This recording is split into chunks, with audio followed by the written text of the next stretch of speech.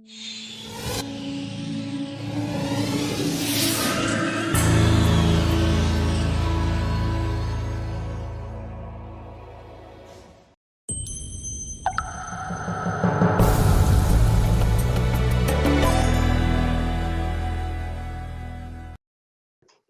right, so we're going to get started. And I guess I will start by saying good evening to everyone. I'm on Mountain Time, so is John, our speaker. So it's only 6:30 for us. We will try not to keep you too late. I am Dr. Larry Gray. I am co-organizer of PyData Salt Lake City. And for those of you that don't know, PyData is a group of meetups, regional conferences, and one big global conferences that's going to be coming up here really soon. And it's all supported by NumFOCUS. And NumFOCUS is this organization that fiscally supports some of the most awesome open source software that's out there for pandas. We talked about pandas last week. They support pandas, matplotlib, all these. Julia language, they support them also. And so they allow us to get together and do all these meetups under their name. But today we're here to discuss wildfires, right? Wildfires in the US have burned almost 3 million acres so far this year. And that's more than the size of Delaware and Rhode Island combined. So it is with special excitement that I'm pleased to welcome Dr. John Calder to our monthly gathering. John is one of the world's experts. I think I read a lot of his papers, so I feel this way now on paleo ecology, fire ecology, and microbial ecology. He earned his PhD in ecology from the University of Wyoming in 2016. He has published extensively with citations, with over 300 citations of his work. He's been published in some of the top journals in the world. I know this because I submitted to PNAS, Proceedings of the National Academy of Sciences. My paper was rejected. He had a paper accepted. So he's the better scientist, it seems. His work has been showcased both on Wyoming Public Radio and National Public Radio on NPR. So if you ever wondered why these fires are getting bigger, John is going to hopefully demystify how climate change may increase both the frequency of wildfires and the amount of area burned. And he will show how the past climate changes and their effects on wildfires can provide constraints on potential future wildfire risk. I think what he will do, he will quantify for us how much different recent wildfires are from those that occurred thousands of years ago. I believe John was made for this type of research. It means getting out into the field, getting your hands dirty. So it should come as no surprise that he loves backcountry skiing, trail running, mountain biking, and all those sorts of activities. So please join me in welcoming Dr. John Calder. All right, that's your signal. I would shake your hand normally if we're on stage, but there we go. Take it away, John. Cool. Thanks, Larry, for that really nice introduction. That was very nice of you. Like Larry said, I did my PhD, graduated in 2016. I am now a data scientist at MX here in Lehi, Utah. It's been an awesome transition. I've really enjoyed it. My wife was worried about the intellectual stimulation. She thought I might get a little bit bored. The problems we're working on are super fun. They're really hard. And everybody I work with is just as smart as everybody I've always known. And so I've really enjoyed this transition to data science. And yeah, I couldn't be happier, especially being back in the Wasatch. I actually grew up here. So being back in the Wasatch is super fun. So I can start talking. Let me share my screen. I always feel like a Luddite because it's always hard to do. Here we go. Oh man. And then,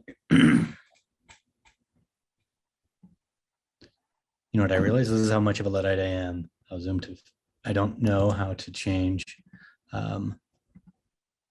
Keynote to fill the whole screen.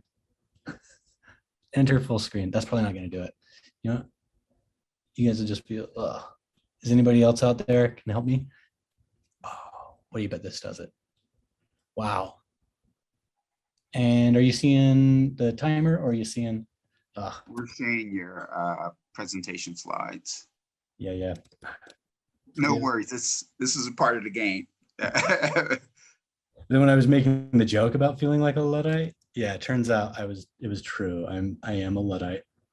Oy, oy.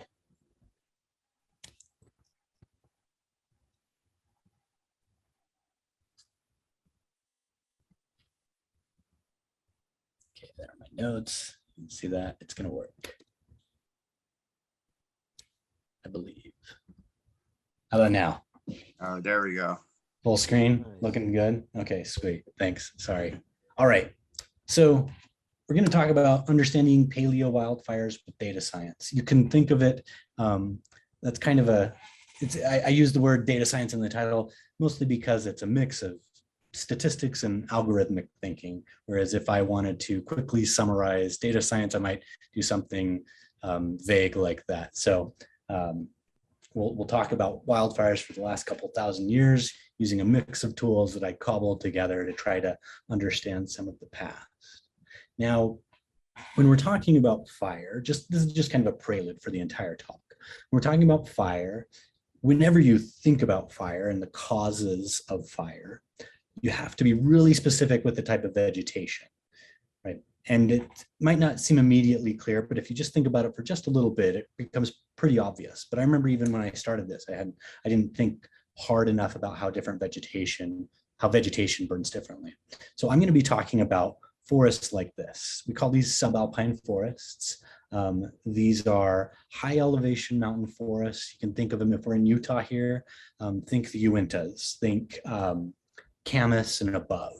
Those nice forests where you go in, it's mostly lodgepole, some firs and spruce. The trees are really close together.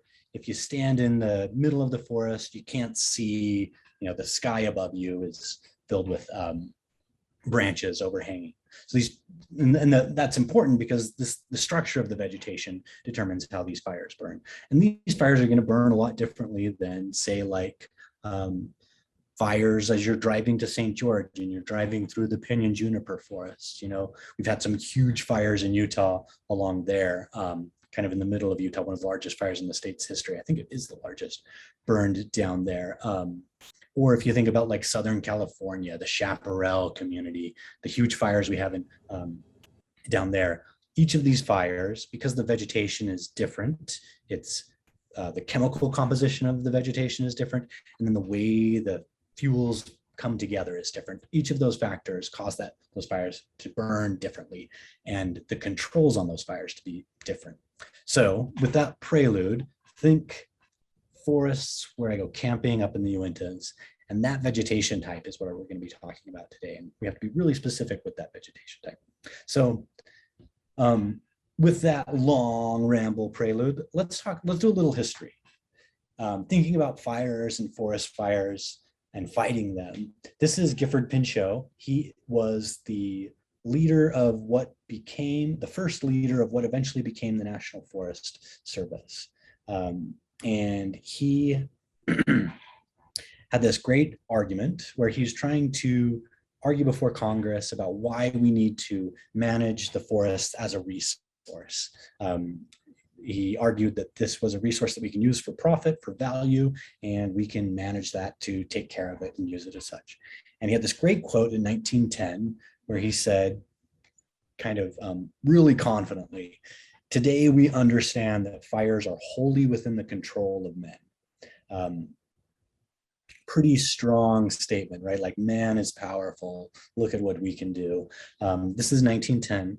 Later that year, he ate a bit of crow. In 1910, later that year, an area the size of Connecticut burned across northern Idaho and Montana.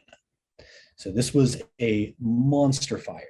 It, just like today, like we're having today, the army came to help fight. The Buffalo Soldiers that had fought previous wars, the 1st Black Regiment, they came to help fight the fires. It was, they did everything they could, used all the tools and resources they had, and there was nothing they could do to stop it. It consumed towns. It was just a monster. Ken Burns has done a documentary on it in the last few years. And then there was a book that was super good called The Big Burn.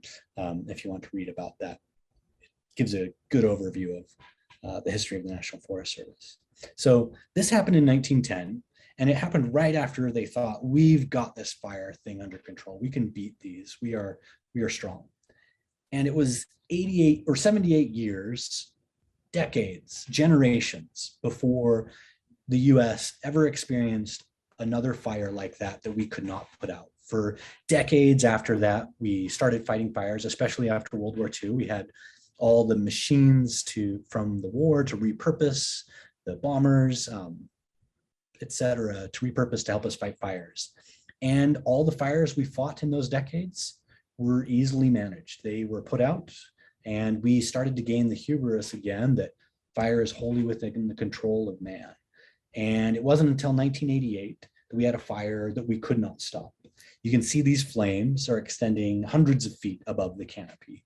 When we're talking about these forests, these subalpine forests, the high Uintas, fires don't burn across the ground. They burn from treetop to treetop. When the trees catch fire, they don't start burning, they explode, because the water inside of the tissue in the trees is expanding.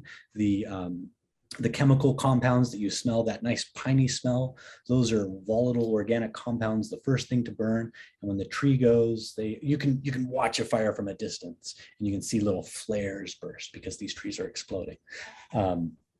And you cannot fight a fire when it's burning from treetop to treetop. There's nothing that we can do when you have 70-mile-an-hour winds and we've had a bad drought. We tried, just like in 1910, the Army came in. This is the National Guard.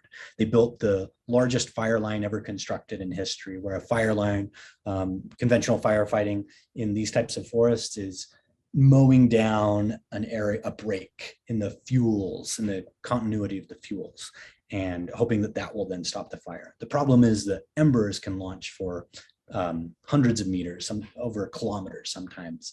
You have chunks of wood, logs launching when these trees explode well past the fire line. In 1988, if you've been to Yellowstone, the Grand Canyon of the Yellowstone, super impressive canyon, and the Yellowstone fire back then in 88, the fire jumped across the Grand Canyon of the Yellowstone. And so, there are times, while we can fight some fires in these forests, when conditions are extreme,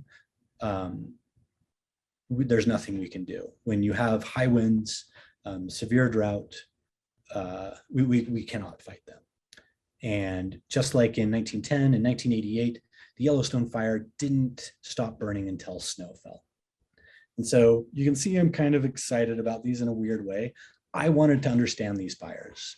I was a young kid when Yellowstone burned. I was only 6 years old, but I remember vividly the news. I can remember the news stories about the smoke coming across the country. I remember seeing interviews from people talking about the causes of that fire.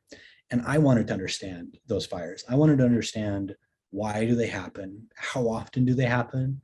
And then I wanted to understand something of the ecological consequences, which I also studied, but we won't get into today.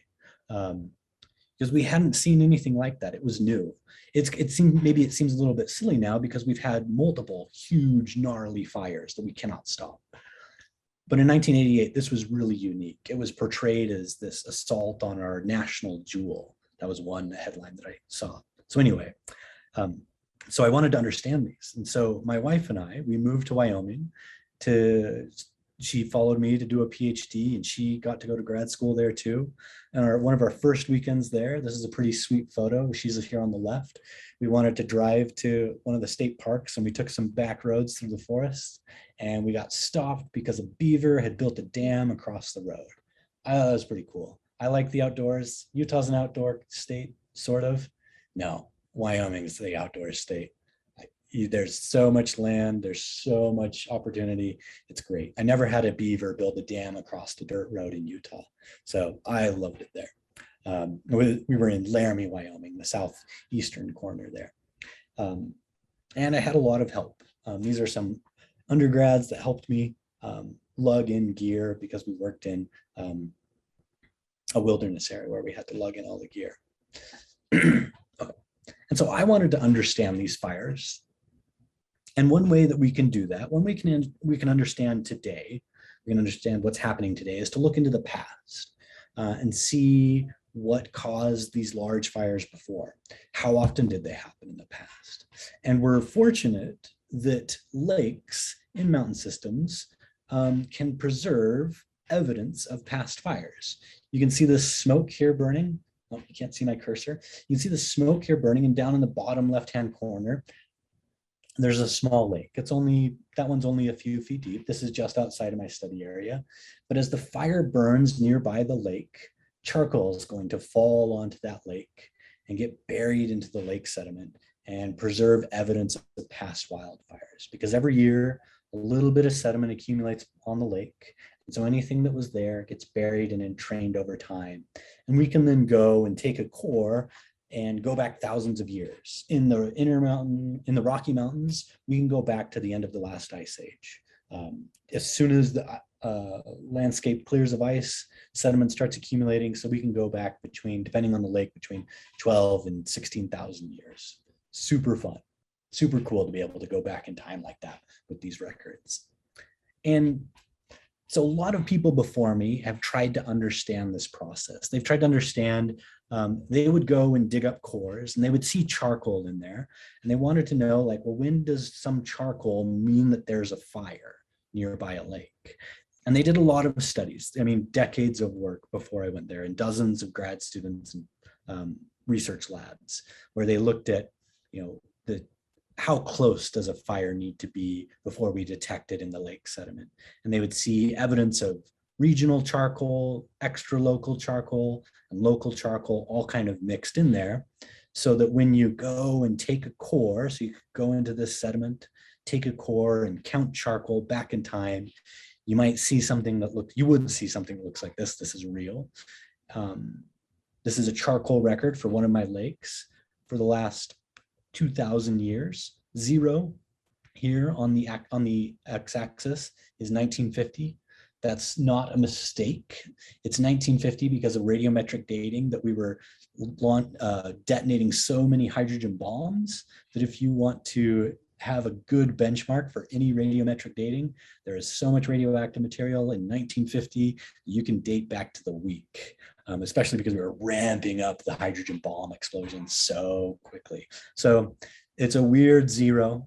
And so you have to think of in terms of, and I could change the scale, but convention, and it's easy to think about 0 is 1950, and then we work into the past. And then this is the number of pieces of charcoal per centimeter square per year. And so you get some crazy counts that go up and down, and it's kind of noisy, and there may be some peaks that seem really distinguishable from the background. And a lot of people before me did work to try to figure out, when are these peaks represent fires and when are they random processes that we can't understand.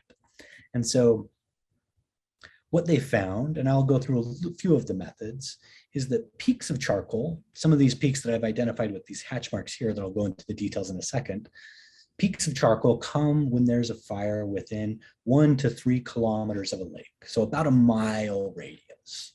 So it's a cool record that's kind of like taking a spot on the ground, a big spot, a mile radius circle, and saying, was there a fire somewhere within this radius within the past? And the way that we do that, and the way that they've done this, and they've validated this with like known fires, with crazy charcoal records where you can count back in time, the varved sediment that looks like tree rings. We can think of this charcoal here coming from multiple processes. When we count it, we just get the counts. But there are multiple processes giving rise to these counts. And anytime, I don't know if you're not familiar with mixture models, these are super cool tools where you can You have your data and you know that multiple processes gave rise to your data, but you don't have any labels. It's like, and so you don't know which process gave rise to a given count versus another. So it's kind of like a simple example would be, let's say you were trying to understand the difference in height between men and women, measured a bunch of men and women's height, and you forgot to label male and female. And so you know you had two populations, but you didn't have the labels on the data. And then after that, you want to establish with some probability that one person came from the male distribution and one person came from the female. And so that's what we can do with these charcoal counts. We know that locally, there is a process giving rise to these peaks, and that extra locally, there's this process giving rise to some charcoal coming in that creates some noise, or what may look like noise, just variation in time, not the strict definition of noise in a time series sense, but just kind of gnarly stuff going up and down that we don't really know what it is. And so we can model the charcoal counts with a mixture model to evaluate, well, what's the probability that a given count comes from this noise distribution, which I'll use for lack of a better term, actually, or this peak component. And we can then set some probability and say, well, if, and you can be as conservative or as liberal as you want. And we were as conservative as possible. And so we said, well, if there's ever a chance, whenever there's a chance where a count of charcoal, a peak of charcoal exceeds the 99th percentile of the other distribution, the noise / extra local distribution, we'll identify that as a fire. We'll say that we have a high probability of that coming from this process giving rise to these peaks and wildfires. And we can also screen that. Given that these are counts, we can screen that with the Poisson process and say, in the last 100 years, what's the probability of this variation in counts coming from just a stochastic Poisson process too. So we can do multiple steps to screen these peaks to then say confidently that these peaks are something that are rising above the noise, and they have a high probability of coming from this process of when a wildfire burns nearby a lake.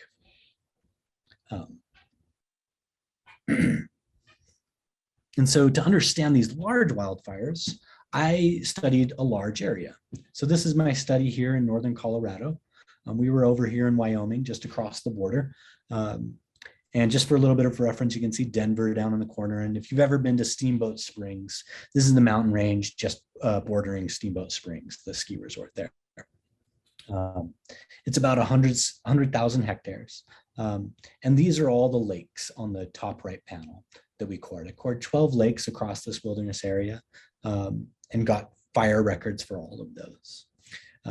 Down here is me hiking up there. On the bottom right is my advisor who was part of the muscle of this operation. And so one way we can think about trying to understand past wildfire and trying to understand these large wildfires is we can get those peaks, but when we're thinking about large wildfires, those only represent some fire on some point on the landscape. If we want to think about landscape scale wildfires, is what we call it, this spatial scale. We could ask this question: what's the probability that multiple sites burned at the same time? So given that I detect some fire at Hinman Lake over here, or you can't see my cursor, sorry. Given that I detect some fire at one of these lakes, what's the probability that another lake nearby burned at the same time? And that's what we tried to answer as I went through my dissertation, as I went through my PhD. And so one of the biggest challenges in paleoecology is age uncertainty. So we can take a core here, which I have photographed on the right, and these little red dots on this core are different spots where I took material for radiometric dating.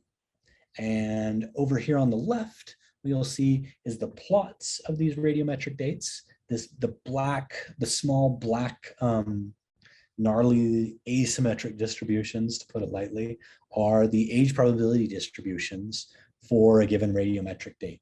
They can be gnarly, like that one on the top where it's just miserable, or they can be really tight and peaked, like that second one where we have really high confidence in the age uncertainty of that piece of sediment. And so we can take points along the core and date them and get some estimate of the age uncertainty. But What we want is, I might not detect a fire where I have a radiocarbon date. I might detect a fire, and I will, in between these radiocarbon dates. So I have depth on the y-axis here. So maybe I detect a fire at around, what did I say? 60 centimeters down. What do we do when you detect a fire 60 centimeters down? What we can do is, and what we did in my dissertation was kind of the foundation of this work, and what made this happen was that we modeled the way sediment can accumulate between these radiocarbon dates using a Bayesian-based model of sedimentation that assumes that we cannot go backwards in time. You can't have sediment be removed from the lake, but sediment can accumulate in any one of the thousands of possible ways through time. So that in between these dates, we randomly sample one of the dates from these distributions and then allow a walk between the dates, allowing sediment to accumulate really fast and then really slow, or any combination of those, following just a few principles that we know about lake sediment accumulation a priori before that to constrain that. And so what you get is you get thousands of ways, it's just electrons at this point. We can just run it for thousands and thousands of times. So we can get thousands of different ways that sediment could have accumulated between those dates, so that then when we detect a fire at, say, 60 centimeters down, we can take a slice from that fire. We can take not a slice from that fire, a slice from the way sediment accumulated, and get an age probability distribution for that fire. Given what we know about how sediment can accumulate, and given our uncertainty of our radiometric dating, we can then get some age estimate for these past fires. And this is a real one, right? Like, I didn't make up these data, didn't need to. This is a real fire and a real date. And you can see the uncertainty is okay. It peaks at about 700 years or so. But there's a wide range of uncertainty. Can be between 500 and 900 years old, or if you go way far out there in the thin tails, it's up to 1,000. So there's a lot of uncertainty, and we wanted to capture as much uncertainty as we could in our modeling, because we wanted to be as conservative as we could as we're trying to understand these past wildfires.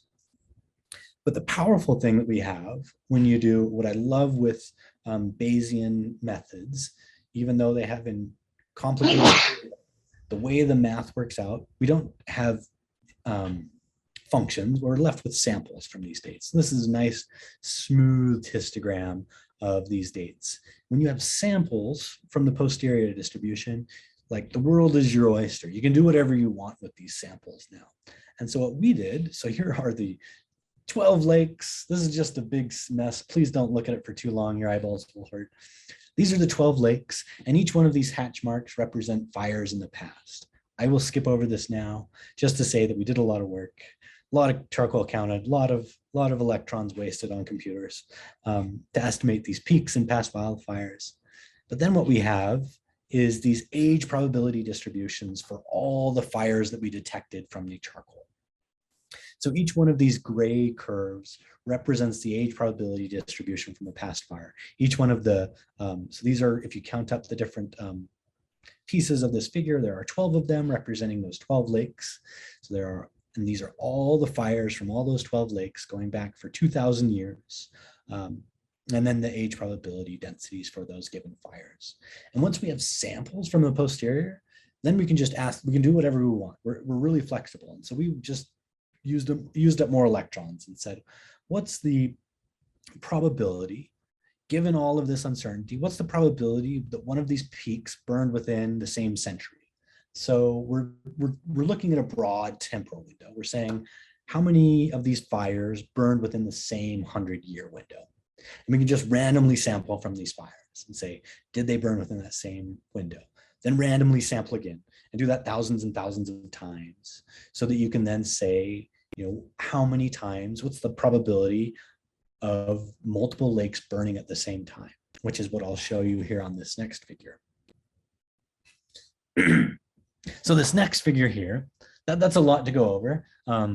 If anybody wants to stop me with any questions in the middle, please do. We're rolling fast, and there's a lot to go over, a lot to wash over you. But every couple of minutes, we need a little bit of a break. Okay, so going back to this one, right? We're trying to calculate the probability that multiple sites burned across this landscape. And that's what this bottom panel figure is here. Again, on the x-axis, we have age in years before 1950. And then the y-axis is the percentage of sites burned, where this red line here is the median probability for the percentage of sites burned. And then this gray band represents the 95% credible intervals. And what we see is that, in between this record, on average, about 40% of the sites burned in any 100-year window.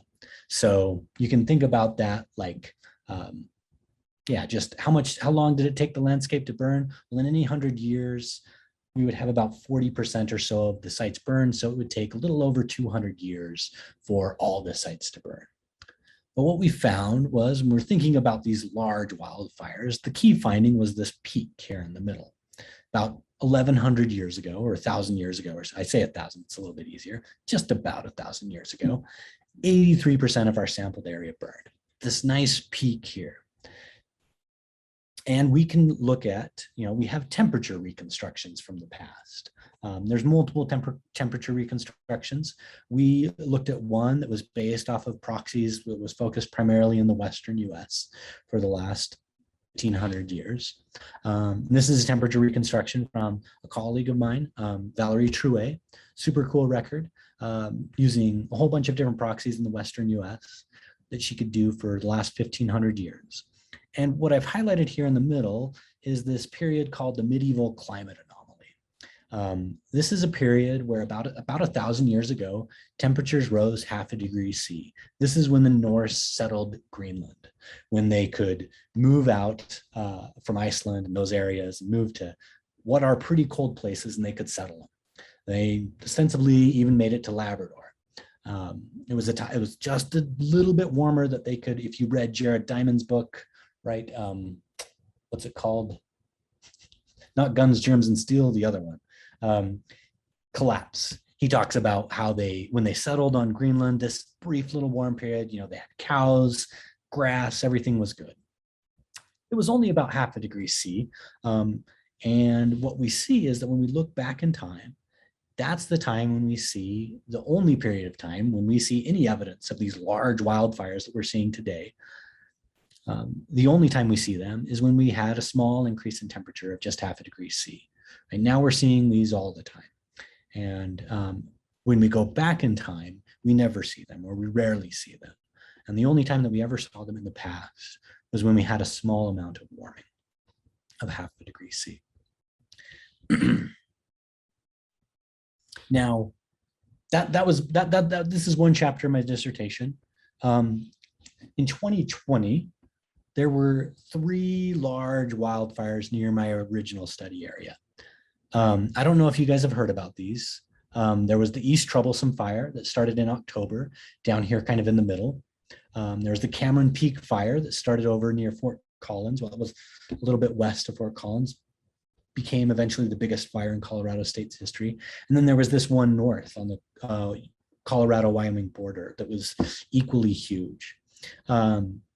In 2020, there were these 3 large wildfires near my original study area, and this prompted other researchers to, my colleagues, to use the same methods that I developed in my PhD and apply them to a greater area.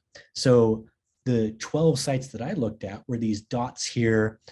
Oh, I wish you could see my cursor. The dots in the middle of that square, those 12 dots in the middle. They had other lake records scattered to the west over in the front, or into the east in the Front Range of Colorado, and then one up in the Snowy Range Mountains up in Wyoming. And so I don't know if you remember the fires in 2020. That was a gnarly year. I was a little bit surprised. I have a lot of friends in Utah. I thought would be informed, and they were not aware of how crazy of a fire season it was in Colorado. I was acutely aware of it because I lived north of them, and for most of the end of the fall was days the smoke was so bad we couldn't go outside where you couldn't see the sun. So I was acutely aware of how bad these fires were. But to give you some perspective on how bad they were, in the beginning of the summer, Colorado had its largest wildfire in its state's history. Oh, darn it, I can't remember what it was. It burned over near Gunnison, Colorado, up on that plateau. If you're ever driving across I-70 and you're driving through Gunnison and Fruita, you look to your left, there's a high mountain plateau. Up over there, the largest fire in Colorado's state history burned. Colorado had had lots of large fires. Largest one burned in the beginning of 2020. It was only to be, the record then was broken 2 more times in 2020 with these other 2 fires that were in my study area, near my original study area. So it's not like 2020 needed to make it suck anymore, but 2020 decided to make it suck a lot more. And that's not a joke. It was just kind of like, yeah, I don't know what to say about it. I'm not going to make any COVID comments, but yeah, it was gnarly. But that gave them the impetus. So these large wildfires in that area made them think about how we can put these huge wildfires in a better context. We can put them in a context with what we're seeing today. And so we can think about what I'll show you next is a way to evaluate these wildfires is you can think about this question of at current rates of burning, how many years can we expect between fires? So you can think of any spot of ground and say, you know, in the last decade, we've been burning X amount of area. So how long would it take for a given spot of ground to burn twice or the time between fires? And that's the same type of calculation as that percent of sites burn in a given century that I showed you before for my past record. So you could think of if 50% of my sites burned in a given century, well, then it would take 200 years. We would expect 200 years between fires. And so we can take the rates of burning for the past century and compare those to the rates of burning from my charcoal records and the charcoal records from these others that they have. And so that's what this record is here. On the bottom is that same curve that I showed you before with the time axis flipped. I apologize for that, to orient your eyeballs. So it's going from, this is in years common era or years AD. So 2000 is, you know, the year 2000. Super sorry about flipping these axes. I didn't make this figure. This is my colleague who published this paper this year. So sorry, I didn't keep the time axes the same, but now you can reorient yourself back to 0. And then through 2000 AD or 2000 CE.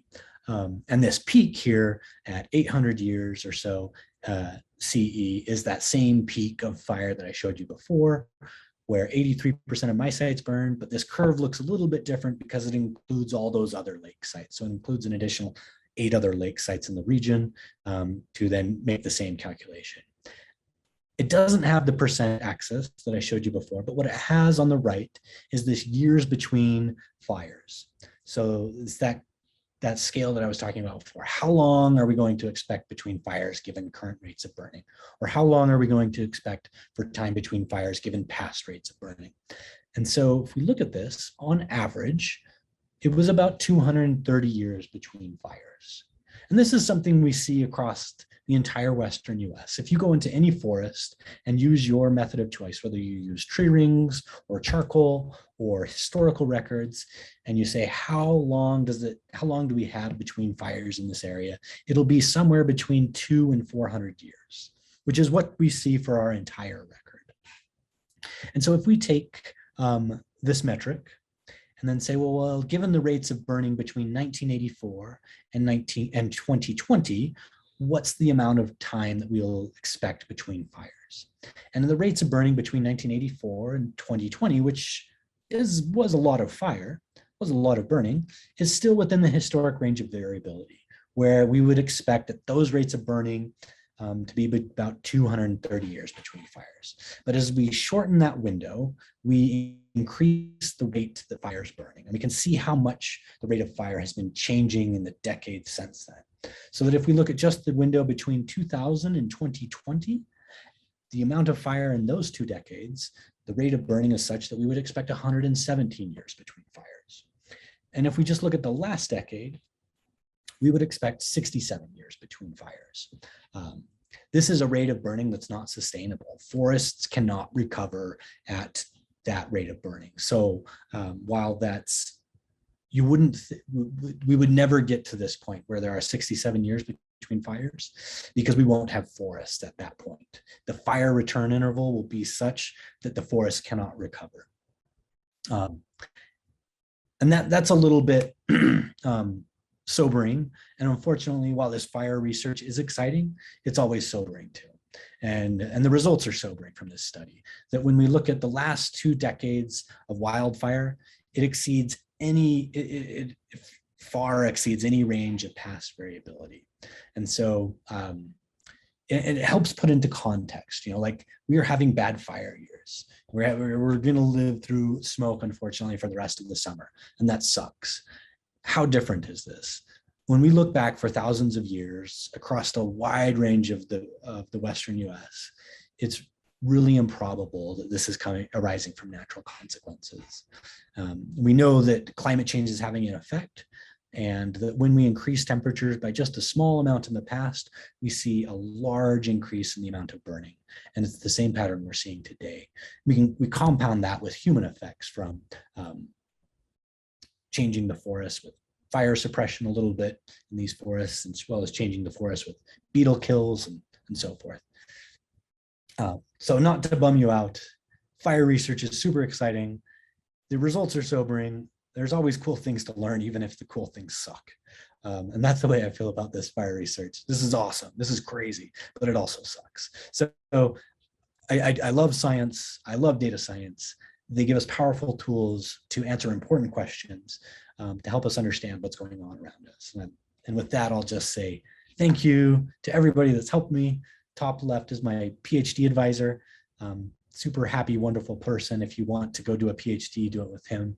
My wife in the middle helped me core.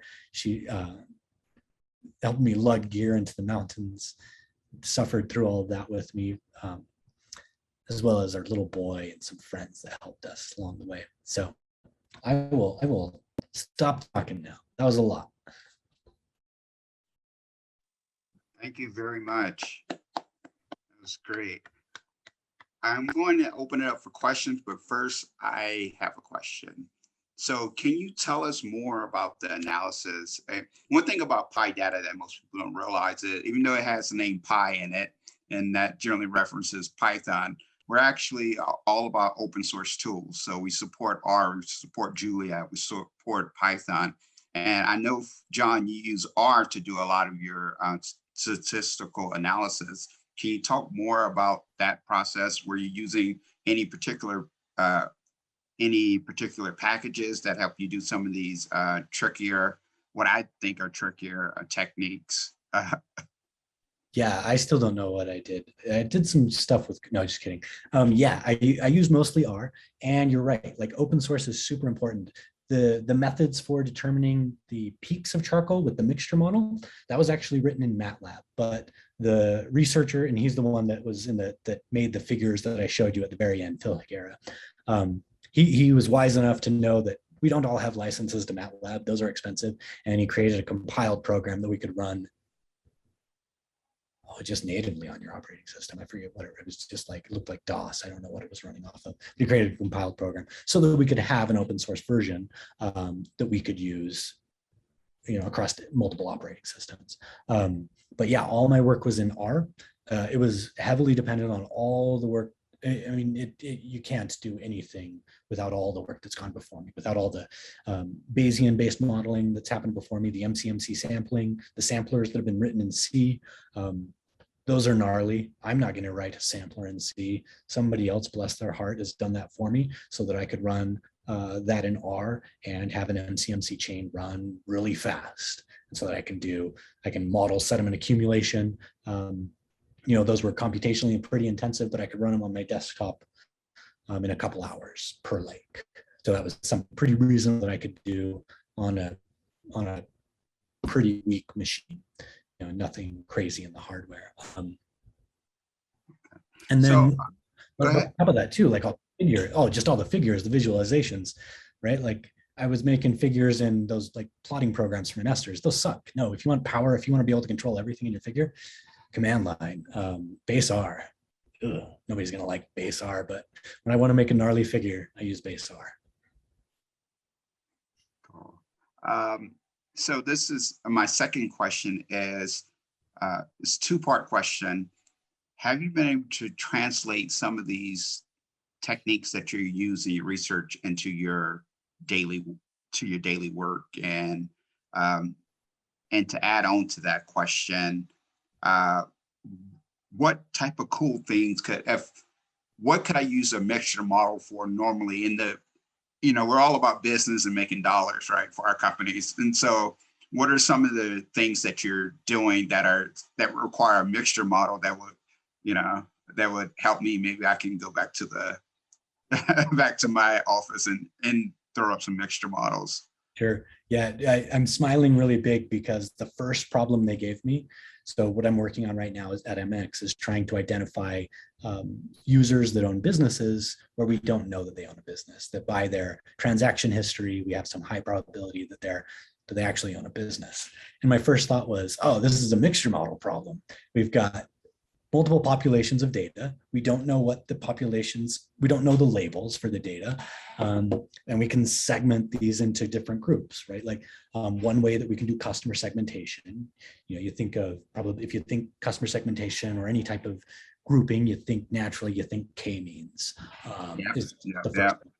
If you want to do something probabilistic that assumes some probability distribution, Gaussian mixture modeling is super powerful. There are really good tools for and if you have multiple dimensions, right? Like you don't just have one dimension of Gaussian distributions, you have multiple dimensions. You can use, right now I'm running it on 20 something dimensions, a multivariate Gaussian distribution. So I'm fitting multiple variate Gaussian distributions with a package called MCLUST, MCLUST. I think these people are actually involved in marketing too. They're researchers that do like marketing-based research, and they need a really powerful tool to do probabilistic customer segmentation.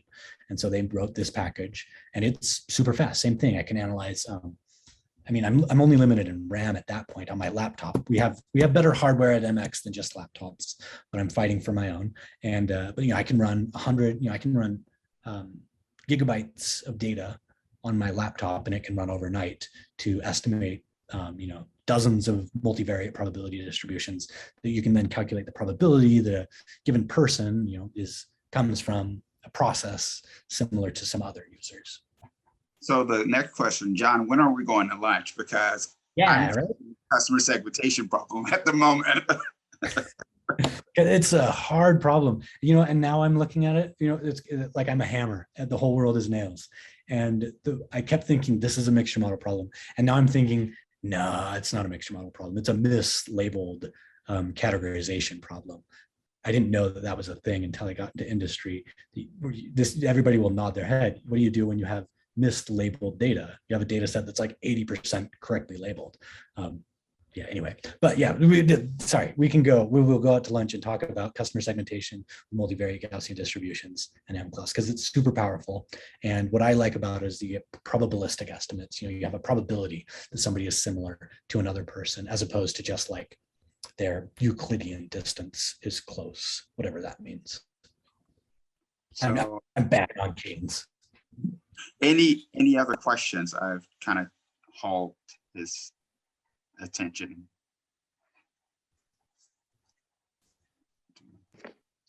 I have a quick question. So I was just wondering, I had to duck out of this talk for a couple minutes. Did you guys record this? Yes. And is the link available like on the little meetup thing? Yeah, I'll put the link in the discussion, or I can just send it out to the entire meetup group. So okay, I really appreciate that. Thank you. Yeah.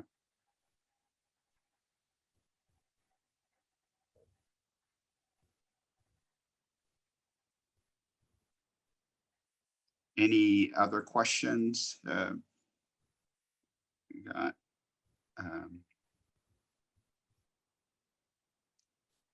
definitely, it was it. All right. No worries.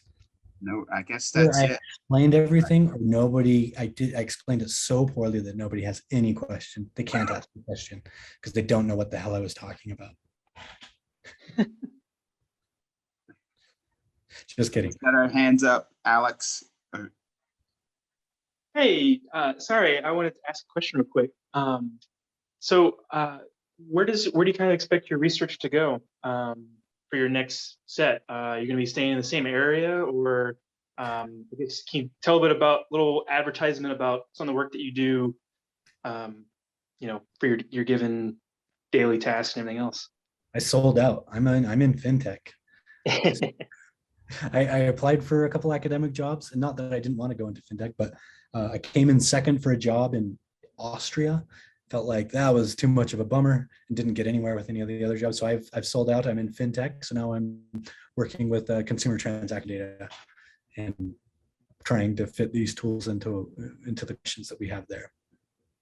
So unfortunately, people are carrying on my research, right? Like the last paper that I showed, that was my colleagues carrying on the methods that we developed.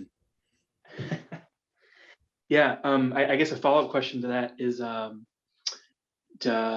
from a broader perspective of tools that you learned, data visualization, segmentation, some of the Bayesian modeling you talked about, at a broad stroke level, how do you see that connection when you, in this case, left academia and went to fintech? Yeah, I struggle with, like as an academic, we're all making these tools, and so it's natural to want to share them, right? Like I created this method for analyzing these data, and so I was really careful because I wanted to advance our understanding. Really careful to document the way I did it in the methods, and make the code and data freely available, and hopefully annotate the code enough that somebody could follow it. And that seemed like that just seemed painfully obvious as a researcher, because we want to advance our understanding. And it's weird now in industry using these free tools, because somebody's going to a lot of work and maybe not necessarily getting paid. And I don't know how long we can sustain something like that. I'm glad to hear about the group that's funding the different open source package libraries that we have in Python. I forget the name of it that you mentioned at the beginning, Lawrence. NumFOCUS. Yeah, and so, like if I create a really cool tool at MX that's really powerful, that helps us understand our data, it's kind of hard for me to just, they luckily have an emphasis in open source software too. So I think I will be able to argue to them that, like, this is a tool that we should share because it'll help everybody everywhere. But it's a weird one that I haven't wrapped my head around, just getting into business, how this actually works out. And, we use Facebook's tool, we use Profit and Fast Text at MX for text classification and for financial forecasting. They created some powerful tools that are wicked fast. I'm sure they have better ones that they're not giving us, but they made awesome tools that are open source and available. And it's impressive. And I don't know how we keep this going when we have competing interests, but PyData sounds like a key that I should get involved in that would help me understand how we can keep open source going. Yeah. So I want to say, if you guys have questions about, career journey. So this is one thing that John and I both share, is that we were hardcore academics. And then we kind of got to the part of applying for professorships. And like the reality of it is, I'm going to be out in Tasmania, Australia, teaching if I want to get a job, and just being real. And so we made a decision saying that we're going to make this leap and actually do this. So our path is a little bit different, than most. So if you just have questions centered around how did you get to where you're at, what did you struggle with, were you not expecting, those types of questions are also appropriate. I want this to be open to just more than just he's here. He has a unique experience of coming into from ecology of all things to come in to do fintech, right? I'm in the same boat. I came from doing physiology, now I'm doing like fintech, right? So they took a gamble on us. I actually have one of those questions, if you don't mind. I'll share my video. So I have like I'm thinking about maybe going to grad school eventually. Something that I'm just really interested in. I don't know how realistic it is, but I would love to get into a grad program that does stuff either in like computational biology or like ecology, but like I do have a math background. I don't really have like a science degree. I have a degree in math, and I'm a programmer in Python. And so I was just wondering, like, what are some of the best ways that of finding like grad programs or in basically like and doing research in like ecology type stuff, but obviously with lots of computation. I don't know. That's kind of my question. I mean, I'm sure Lauren, I have some ideas, but computational biology is a solid. I was working before I left. I purposely switched to, I didn't tell what I did in my postdoc was in a computational biology lab working with microbial DNA. And I switched to do that because I thought, like, how am I going to build up my chops? I did some cool stuff, but I needed more. We always feel like we need to know more. And so I worked with a microbial or a microbiologist, a geneticist, so that I could learn more tools with, like, how do I work with a supercomputer? How do we work? Just get more hardcore computational. So computational biology is awesome. If you think like you want to learn search algorithms, oh yeah, they can do that, because that's like their whole problem, finding some repeating series of DNA sequences across terabytes of data. Yeah, they've figured lots of crazy stuff. I don't know. Grad school is fun. I worry though, I don't know what you think, Lawrence. I feel like I wonder if I would be able to make the transition as easy in 5 or 10 years from academics to industry as I am right now. There's a lack of data scientists that I think made it easier for them to gamble on me and allow me to just make that transition to industry, which I don't know if that'll be that way in 5 years or 10 years, where people are getting, masters in data science. It's specifically. It's interesting. So I did my postdoc in computational biology also at the National Institute of Health. So all that sequencing data, all that I was there doing that. I never thought about the way you put it, John. I think we got in at a time in which having a PhD and having some exposure to computation gave us, and we were pretty much self-taught, right, to get there versus, like, I teach at Georgetown University, and we have programs specifically to train data scientists and to train data analysts. And it's kind of hard to actually make that sell to someone in 5 or 10 years that have all these programs and certificates that, unless you go out and get a certificate, that you're without any proper training or experience, that you suitable for these jobs. But I stand to say a PhD does teach you the one thing that I think is the most important skill, is learning how to learn. So, and that's what I think every data scientist or anyone in his career has to know how to do. And learn fairly quickly very complex topics. So I don't get into your grad school that you want to go to. If I wanted to figure out if I was going to computational biology, the first thing I would do is go look at some of the most cited papers that are in computational biology, or the papers that are going to be cited are mostly going to be from the NIH, because they have, for the longest time, they have all the money to build all the cool tools, that they get all the big publications and they become the most cited. And so they're doing very leading work because they have money to do it, right? So things like computational biology, but the other things, you have to really find someone that's doing something that you're interested in. I had a weird journey. I started doing research on the metal copper and copper physiology as an undergrad. And I met someone that came and gave a talk, and I was so interested in what she did that whenever I applied to grad school, to Harvard, to all these other big schools, this professor went to Oregon right? And I had to make the decision, do I go to Oregon to follow this lady that I love, or do I go off to Harvard or Berkeley, right? And I went to Oregon. I went to do that.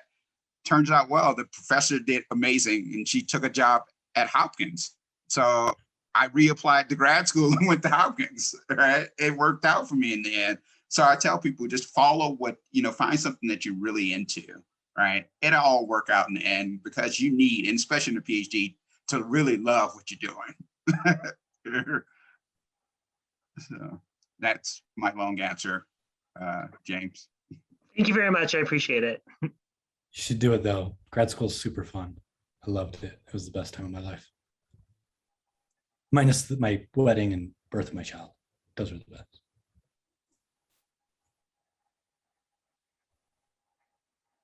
All right. Well, thanks everyone. I think that's it. I will send out a link as soon as this video finish processing. I will send out the link to everyone. Thanks for coming. We have a talk next month. I will send out a link for everyone to come to that also. We have an in-person talk at